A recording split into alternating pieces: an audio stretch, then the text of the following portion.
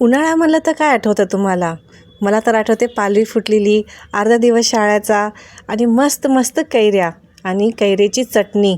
इतकं छान लागतं ना, मला तर माझं बालपण आठवलं. आंबट गोड ती चटणी चपातीसोबत खा की गरम गरम भातावर तूप टाकून खा. आहाहाहा! तोंडात पाणीच आलं बघा. चला बघूया ही चटणी कशी करायची. एक कच्ची कैरी घेऊता आणि त्याचा आपण असे साल पील करून घेऊता आणि त्याला कापून. लहानपणी ना परीक्षा झाले की मामाच्या गावाला जायचं आणि तिथं मग मैत्रिणीसोबत हे कैरीचं पांढरं काढून दाताला घासायचे. ते म्हणायचे की ह्याच्याने दात पांढरे व्हायचे. किती व्हायचे ते माहिती नाही, पण खूप मजा यायची. तुम्हाला उन्हाळा म्हणजे काय आठवतं हे मला नक्की सांगा. ते बी काही निघतच नव्हतं, म्हणून मी त्याला लांब लांब कापून घेतलं आणि मग ह्याचं बी काढून घेतलं. ते सोपं झालं काढायला.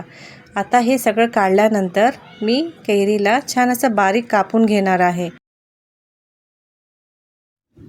कैरी कापून झाली की मी छोटासा कांदा घेणार आहे. हे तिखटसर कांदा चटणीमध्ये छान फ्लेवर आणेल.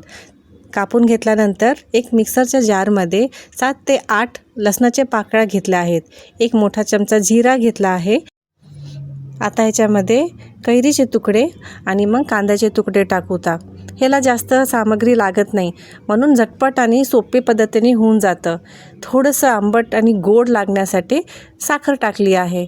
साखर टाकल्यानंतर मी ह्याच्यात 1.5 चमचा मीठ टाकलं आहे आणि ते लाल जरा तसं रंग येण्यासाठी 1.5 चमचे मी ह्याचे लाल तिखटाचे टाकले आहेत. तुमच्याकडे लाल तिखट बेडगी मिरचीचं असलं तर चालेल, नसता साधं लाल तिखट पण चालेल. किती छान रंग आला आहे ना चटणीला. आपली चटणीला बघून मला राहावलंच नाही आणि थोडीशी टेस्ट करून बघितली. खूपच छान झाली होती चटणी.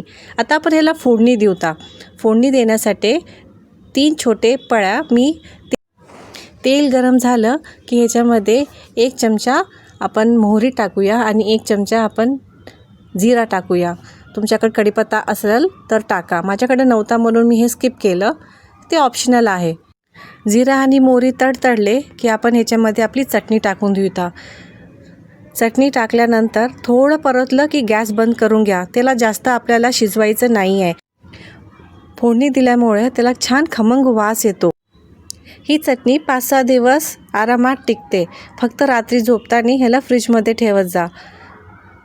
टिकली तर माझ्या घरी तर 2च दिवसात संपून गेली. हे बघा किती छान चटणी झाली आहे आणि कलर पण खूप छान आला आहे. खूप टेस्टी झाली.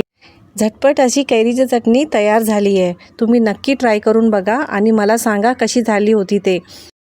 रेसिपी आवडली असेल तर सबस्क्राईब करायला विसरू नका. नमस्कार किचनला. हे बघा गरम गरम भात, त्याच्यावर वरण आणि तुपाची धार, ह्याच्यासोबत आपली केलेली कैरीची चटणी. गरम गरम भात, त्याच्यासोबत तूप आणि हे कैरीची चटणी. जन्नत. तुम्ही नक्की सांगा कशी झाली होती ते. लाईक, शेअर आणि सबस्क्राईब करायला विसरू नका. थँक्यू.